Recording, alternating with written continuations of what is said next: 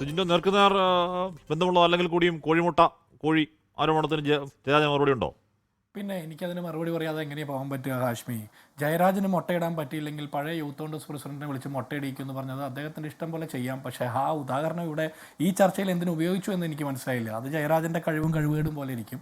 ഏത് യൂത്ത് കോൺഗ്രസ് പ്രസിഡന്റിനെയാണ് മുൻ യൂത്ത് കോൺഗ്രസ് പ്രസിഡന്റാണ് വിളിക്കേണ്ടതെന്നുള്ളതൊക്കെ അദ്ദേഹത്തിൻ്റെ ചോയ്സാണ്, അദ്ദേഹം വിളിച്ചോട്ടെ. പക്ഷേ ഇവിടെ മധുസൂദൻ എന്ന് പറഞ്ഞ ഒരു MLA ആണ് ഇതിൽ രക്തസാക്ഷി ഫണ്ട് തട്ടിയെടുത്ത കേസിൽ ആരോപണ വിധേയനായിട്ട് നിൽക്കുന്നത്. അങ്ങനെ ഒരു ആരോപണ വിധേയനായിട്ട് കേരളത്തിൻ്റെ നിയമസഭയിൽ ഒരു MLA നിൽക്കുമ്പോൾ ആ വിഷയത്തിൽ നമ്മൾ രാഷ്ട്രീയമായിട്ട് അഭിപ്രായം പറയും. കോൺഗ്രസ് പുറത്ത് സമരം ചെയ്യും, നിയമസഭയ്ക്കകത്ത് അഭിപ്രായം പറയും. സ്വാഭാവികമായിട്ട് അത് പറയണമല്ലോ.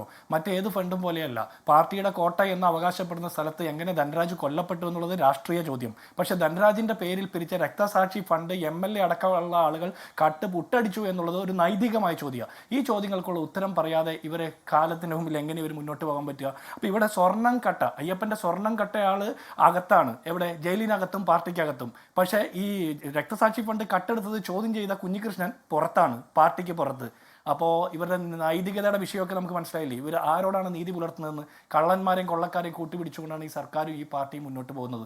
ഈ പാർട്ടി പിണറായിയിൽ തുടങ്ങിയ പാർട്ടി പിണറായി വിജയനിൽ അവസാനിക്കുന്നതിന്റെ ലക്ഷണങ്ങളാണ് ഈ കണ്ടുകൊണ്ടിരിക്കുന്നത്. സമയം കഴിയാണ്. എന്തായാലും ഈ കാര്യങ്ങൾ ഈ പറഞ്ഞ എല്ലാ രാഷ്ട്രീയ ആരോപണങ്ങളും ഉന്നയിക്കാം CPM-ന്.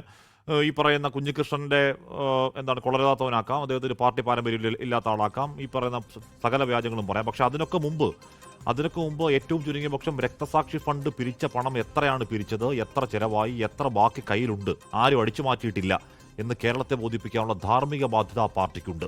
ലോകത്തെവിടെയായാലും ഏത് സമയത്തും 24 വാർത്തകളും ഓഗ്മെന്റഡ് റിയാലിറ്റി പാക്കേജുകളും എക്സ്പ്ലെയിനറുകളും വിശദമായി കാണാൻ ഞങ്ങളുടെ YouTube ചാനൽ നിങ്ങൾക്ക് സബ്സ്ക്രൈബ് ചെയ്യാം.